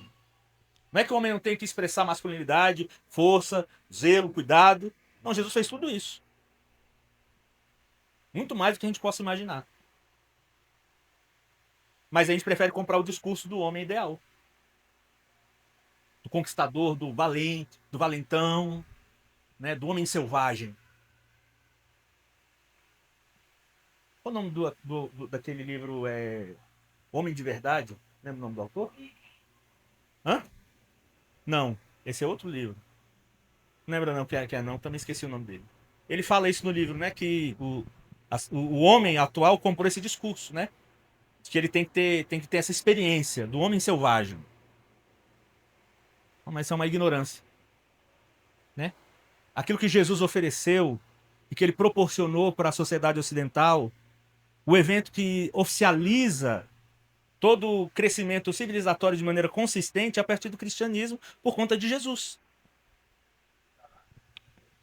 Mas os homens muitas vezes compram um discurso mundano, secular, de que ele tem que ser o homem selvagem. Então entenda, você não chega às conclusões que você chega naturalmente, amém? Você pensa o que você pensa sobre ansiedade porque existem pelo menos aí 100 anos de uma luta ideológica para fazer com que você de fato acreditasse que esses fenômenos são de fato doença. Você liga a televisão, você liga a internet, você compra livros. Mas quantas vezes nós lemos a Bíblia procurando a resposta? Olha como isso é claro. Você crê em Jesus?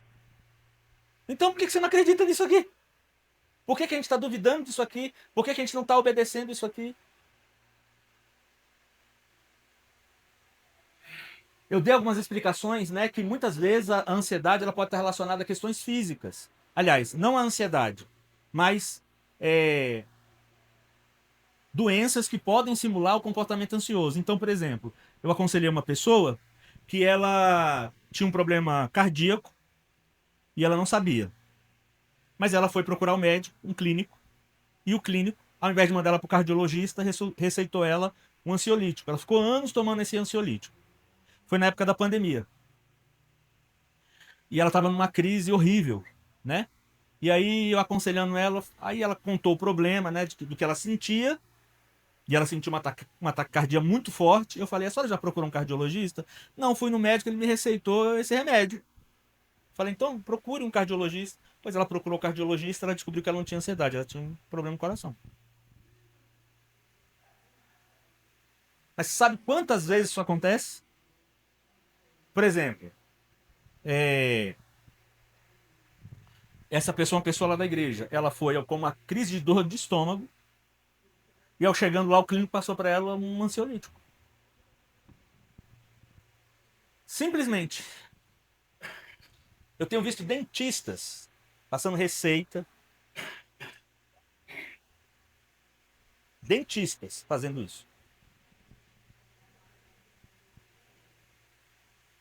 É muito mais fácil do que você imagina. Dependendo da farmácia, você nem precisa de receita. Né? Mas enfim. Então nós temos aqui esses aspectos interessantes, mas Filipenses 4 traz uma questão interessante.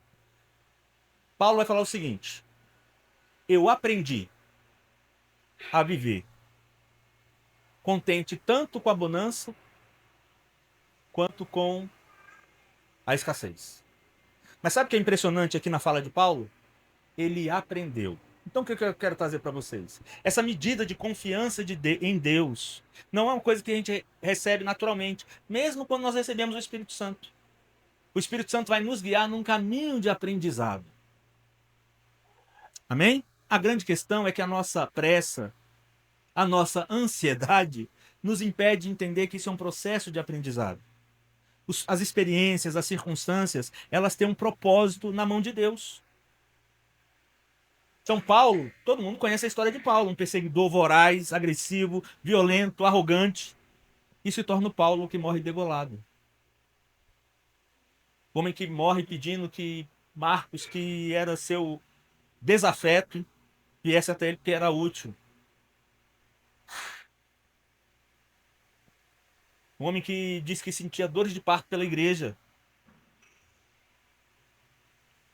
Como é que uma transformação tão profunda pode ter acontecido no homem? Porque esse homem aprendeu.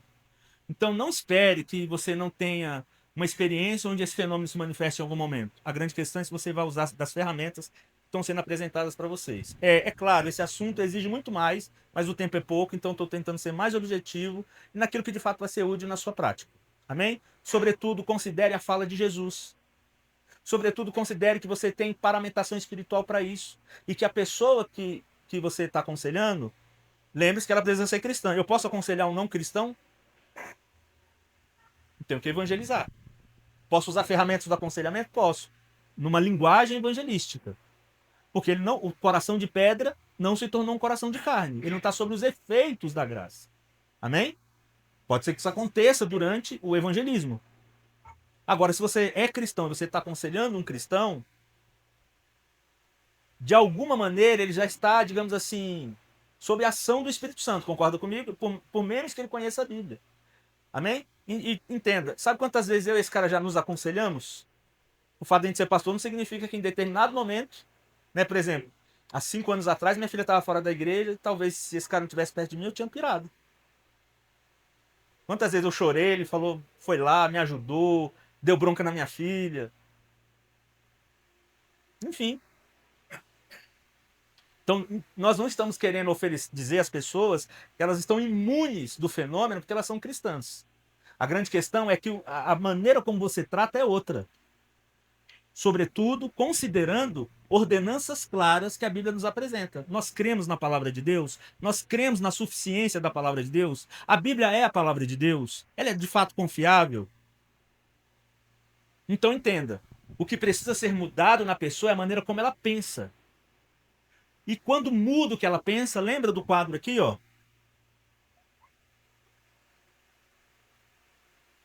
Olha lá. O que precisa mudar na pessoa quando ela tem uma crise de ansiedade? Vou citar um outro caso. Vou citar um caso de uma moça que saiu do HPAP e sentou no sofá do meu gabinete.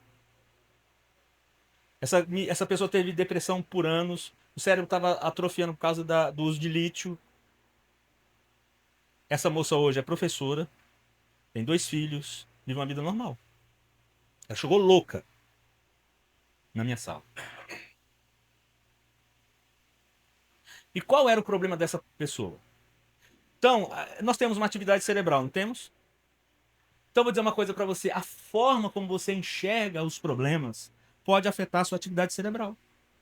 Então, por exemplo, aquilo que seria normal para uma pessoa chegar a uma atividade cerebral, por exemplo, 30 ponto alguma coisa, ela chegava a 100.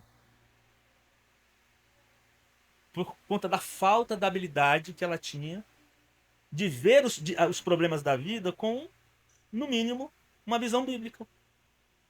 Então, por mais ou menos um ano, essa pessoa ia à minha sala e eu reforçava esse discurso, apresentando perspectivas bíblicas para ela sobre como ela deveria entender os problemas da vida. Hoje, essa moça, como eu disse a vocês, é professora na Secretaria de Educação, mãe de 2 filhos, vive uma vida normal.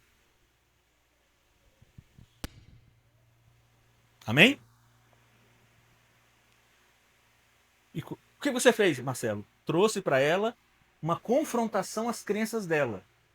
Porque, de fato, o que existia nela é que ela simplesmente, em função do seu descontentamento, ela respondia de maneira ansiosa, de tal maneira que isso trazia uma maneira acelerada com a qual ela queria lidar com as coisas. Até que isso, de fato, trouxe um problema sério. Então, eu vou dizer uma coisa para ela. Essa mulher, inclusive, ela realmente tinha uma disfunção neurológica que foi detectada em exames.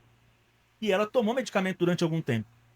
Mas quando o efeito do remédio atingiu o seu propósito, a única coisa que pôde ordenar de volta ela ter um comportamento normal foi esse um ano de aconselhamento. Porque, primeiro, por conta do uso de lítio, ela teve que tratar a atrofia que estava acontecendo em função do uso de lítio. Mas o que reordenou ela para que ela pudesse, de fato, viver uma vida normal foi ela repensar a maneira como ela lidava com os dilemas da vida. Amém? Vamos lá.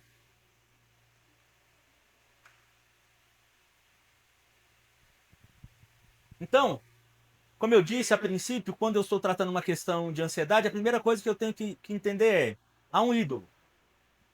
Foi tratada a questão da idolatria, todos entenderam, né? Então eu entendo, a idolatria não é o comportamento.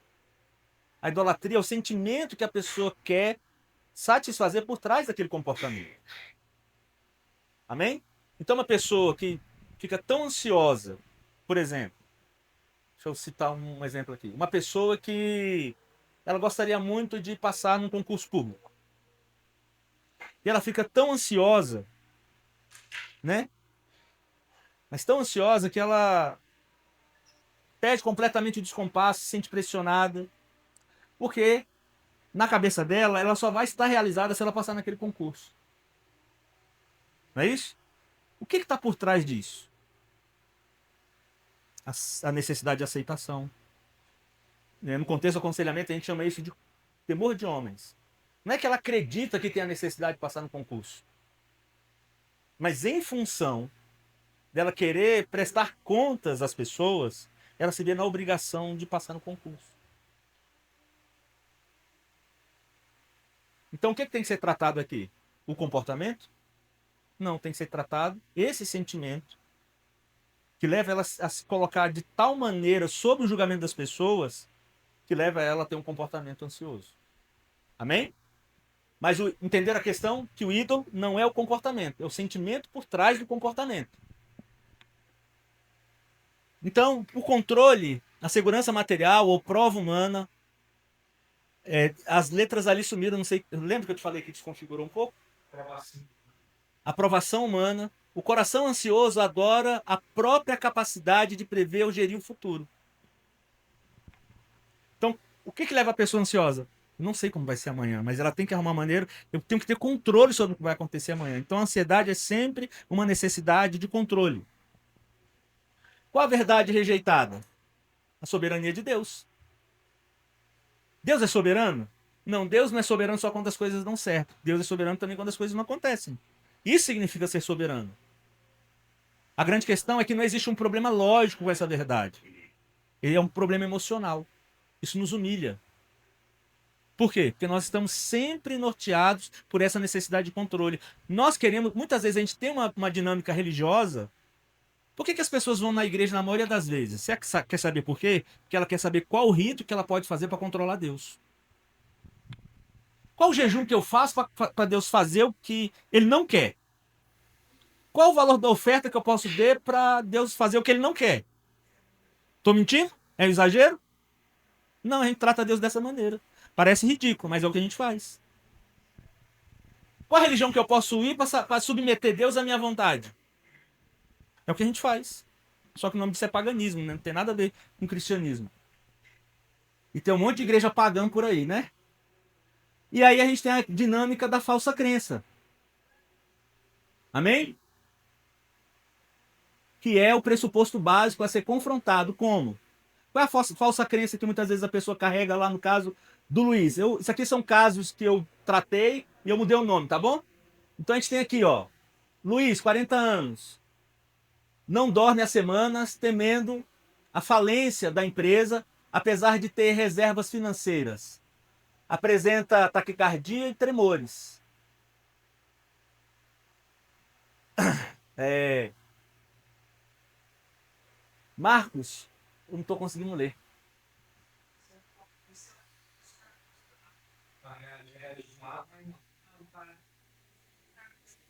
E sim, Marcos, o seu corpo está reagindo ao fato de você tentar carregar o mundo nos seus ombros. Um peso que Deus pode suportar. A sua ansiedade é um pecado de incredulidade disfarçado de responsabilidade. Quantas vezes a gente não se vê exatamente assim? Sou empresário, né? Isso aqui, você não se identifica com isso aqui, não? Bom, tem que dar o resultado. Se não der resultado, se não der resultado, eu tô lascado. Eu tenho que dar resultado. Não, mas será que esse é o peso que Deus quer? É você que gera o resultado? Quem gera o resultado?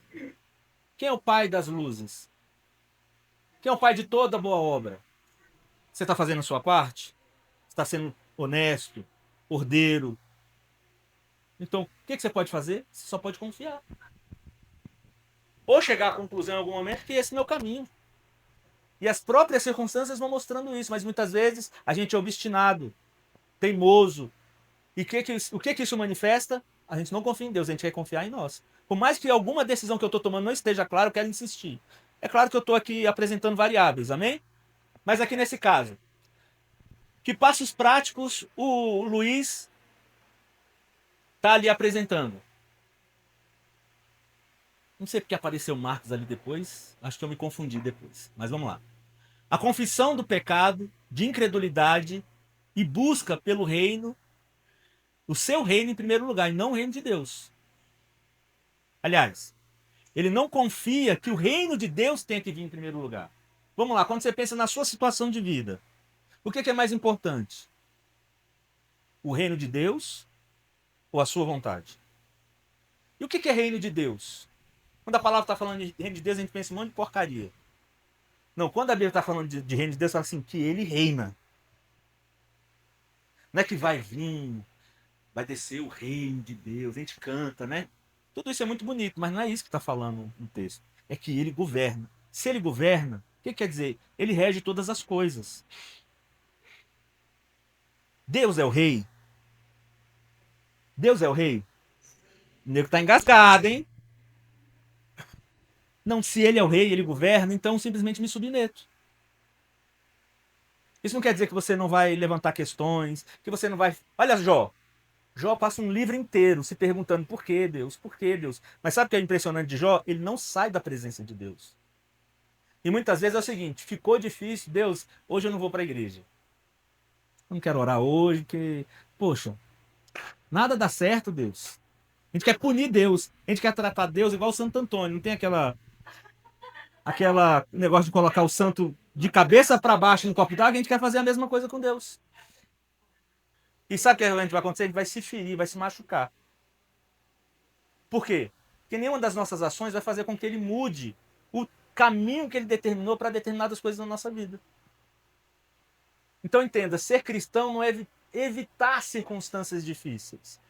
É passar pelas circunstâncias difíceis contando que Deus está com você. Ele não nos prometeu que nós não teríamos circunstâncias difíceis. Ele prometeu, eu estarei convosco até a consumação dos séculos. Agora, se a presença de Deus até a consumação dos séculos não nos encoraja, então nós teremos problemas. Aí nós temos aqui o caso da depressão. A depressão geralmente é um abatimento na alma, como ela é vista geralmente, embora existam causas orgânicas para o cansaço, para a maioria dos casos, trazido no gabinete revela que a perda de sentido decorrente de dolos. Deu problema ali, né? Eu não sei o que está escrito ali. de ídolos frustrados. O conselheiro deve distinguir com discernimento entre o orgânico e o espiritual. Vamos lá. Como eu disse, existem fenômenos, existem questões físicas que podem simular sintomas da depressão, como, por exemplo, um problema de tireoide, a testosterona baixa, enfim, vários outros contextos podem simular esses sintomas. E aí, como eu disse a princípio, primeira coisa, pedir para que a pessoa faça um check-up, para que você tenha então uma conclusão, entendendo que você elimina primeiro todas as hipóteses físicas, para então você entender que aquilo tem que ter um segmento no contexto do aconselhamento. Você não precisa começar o aconselhamento só porque a pessoa está trazendo um pretenso sintoma. Lembra-se que o diagnóstico psiquiátrico ele não faz uma outra coisa, senão estigmatizar a pessoa. Rotular a pessoa, mas não está tratando o verdadeiro problema. Amém?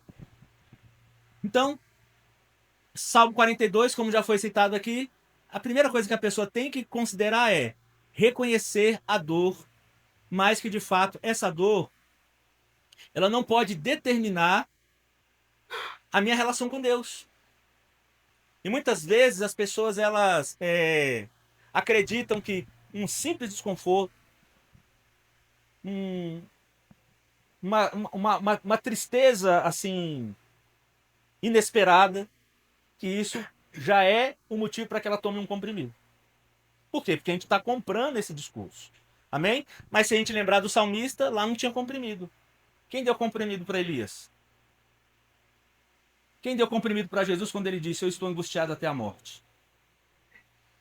Quem deu comprimido para Jó? O que esses homens fizeram? Uma angústia que nós nem... Você perdeu 10 filhos? Alguém já perdeu 10 filhos aqui? Não, né? Você já carregou o peso do mundo nas costas? Não, né? Pois é, mas essas pessoas carregaram e não tinham comprimido lá. Elas permaneceram diante de Deus. Elas entenderam que precisavam obedecer a Deus. Elas entenderam que precisavam confiar no propósito de Deus. Agora, quanto nós estamos... Aquilo que nós falamos ao contrário. Nós não podemos ter uma fé esquizofrênica. Não, se Deus diz para confiar... O que é fé? Que coisa é essa que você não está vendo? Você está vendo Deus sentado no trono governando? Não, né? Mas ele está lá. Ele está lá governando. E nada vai alterar o seu governo. Nada. Nem a nossa desconfiança. Amém? Em Lamentações nós temos lá, né? Em meio... Caramba. Em meio às ruínas, Jeremias decide trazer memória ao que pode dar esperança a um exército, ao exercício da vontade baseado na fidelidade de Deus. Se alguém puder ler Lamentações aí 3, do 22 ao 23, por favor. Tô terminando, tá, gente? Só mais um slide.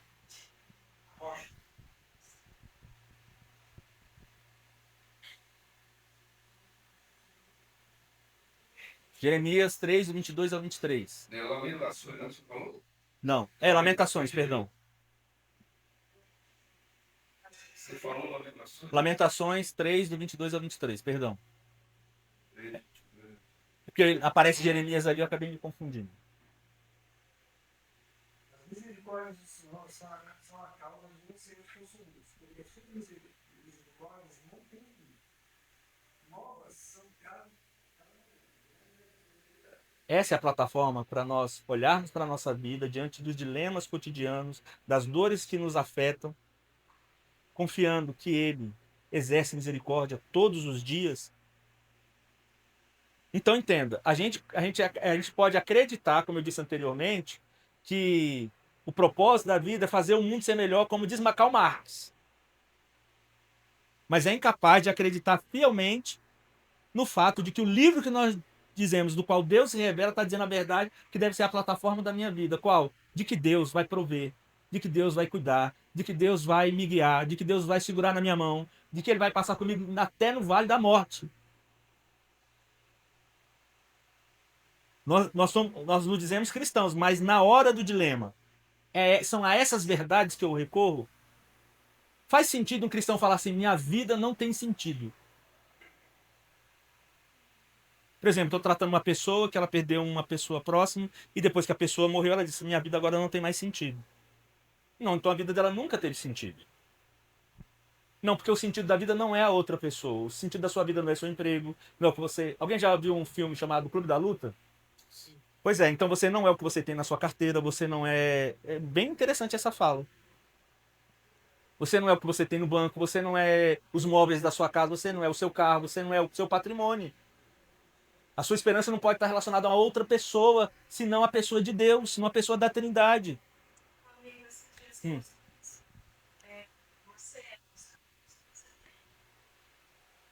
Pois é, bem esdrúxulo isso, né? Aí você vê o tipo de narrativa que a cultura apresenta pra gente e as pessoas se definem a partir disso. Olha só, você é o quê, afinal de contas? Teve antropologia bíblica aqui, né? Você é semelhança de Deus. Vamos entender aqui por que homens estão perdidos acerca da sua identidade. Homens fracos, frouxos, destruídos emocionalmente. Porque ele se vê como qualquer coisa menos como semelhança de Deus. Como um homem que é a semelhança de Deus deveria se portar? Como uma mulher que é a semelhança de Deus deveria se apresentar? Que tipo de sentimento deveria nutrir ela? De fraqueza? De derrota? Não, isso não é o discurso sobre autoestima, não é a nossa identidade. Agora, nós precisamos sempre recorrer à natureza caída. E compramos o discurso caído. Mas não compramos o discurso que define a nossa real identidade. Semelhança de Deus, eleito de Deus, semelhança de Jesus. Isso não serve. Se isso não serve para definir sua identidade, o mundo está conseguindo fazer isso. Dizendo que você é doente. Dizendo que a sua vida não tem sentido. Mas por que as pessoas chegam à conclusão de que a vida não tem sentido? Nossas crianças passam 6 horas na escola ouvindo isso. Como? Darwin. Você é fruto de uma casualidade química. Sua vida não tem propósito.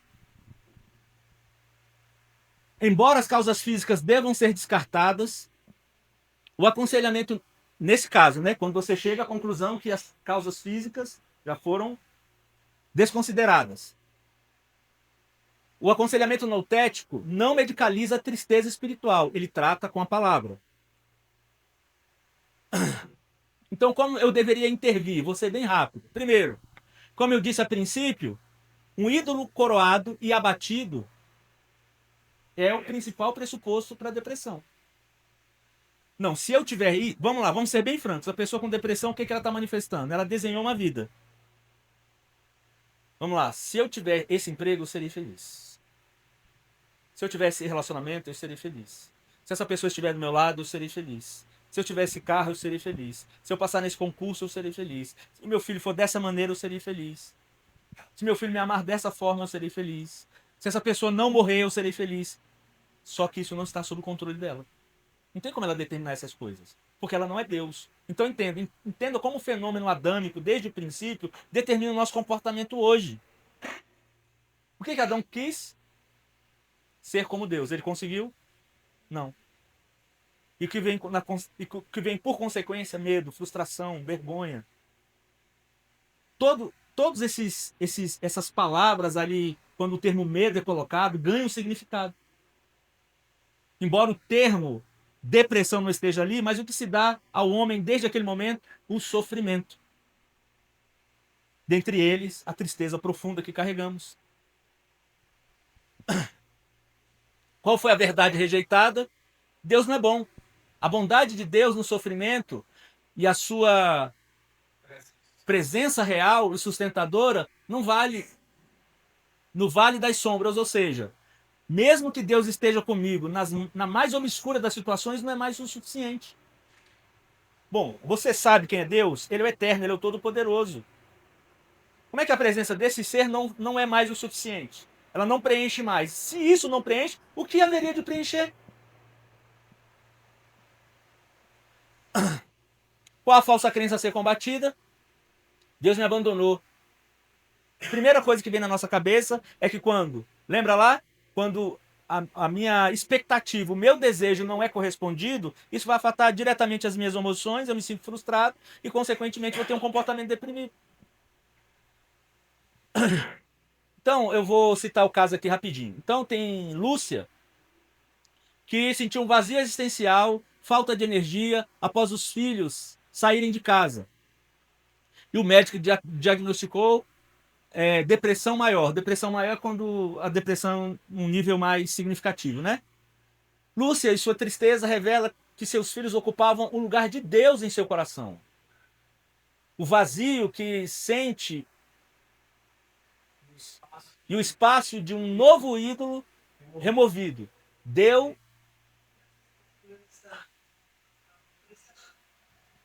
Deus está chamando para encontrar com sua própria